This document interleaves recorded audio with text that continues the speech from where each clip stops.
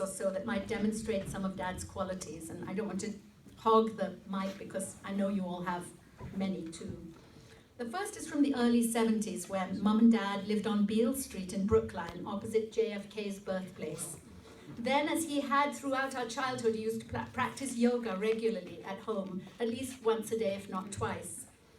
Mind you, this was long before the yoga craze in the US. He practiced it quietly without any fanfare. One day I was walking along Harvard Street to my parents' house near Coolidge Corner in Brookline and passing the Devotion Elementary School playground, when out of the corner of my eye I noticed something or someone in the Devotion School playground. It was Dad, all on his own in the empty playground, standing on his head. He didn't notice me, and I didn't call out to him, just smiled and walked on home. The second is from the early 1980s when Andrew and Andrew's sister Eve and I had just started Whetstone Press, our small printing business.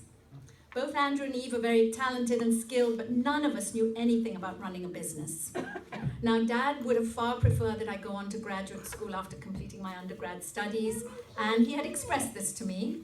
But when he saw that this was something I was determined to do, he dropped or suppressed his doubts and embraced my decision wholeheartedly.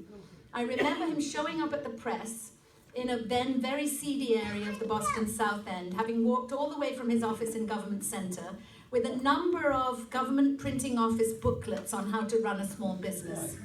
If we were going to do this, he wanted us to do it wholeheartedly and well. The last story is for Mum.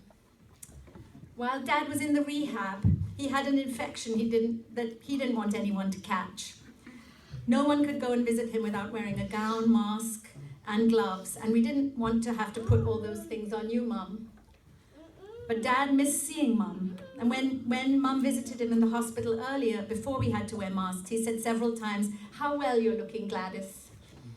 And in the rehab, after not having seen Mum for nearly 3 weeks, he told me how much he missed seeing her face and told me this story. And this is a story also for Ravi Nabar. So Dad said the first time he took you to India, Mum, you visited his cousin, that's Ravi Nabar's great-grandmother. Right? Your great-grandmother.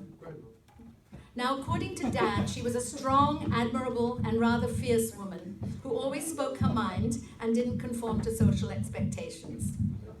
After meeting you, Mum, she told Dad that you had a wonderful open face and that your honest and open spirit showed through fully, that what you saw was what you got. Dad then went on to say his cousin was right, that Mum had no side to her. That was about 2 days before he died. He loved life and he loved us all, and he faced new experiences and challenges cheerfully and with strength. I love you, Dad, and love you all for being here today to honor him. And now I invite anyone to come up, Sally or anyone, no pressure at all.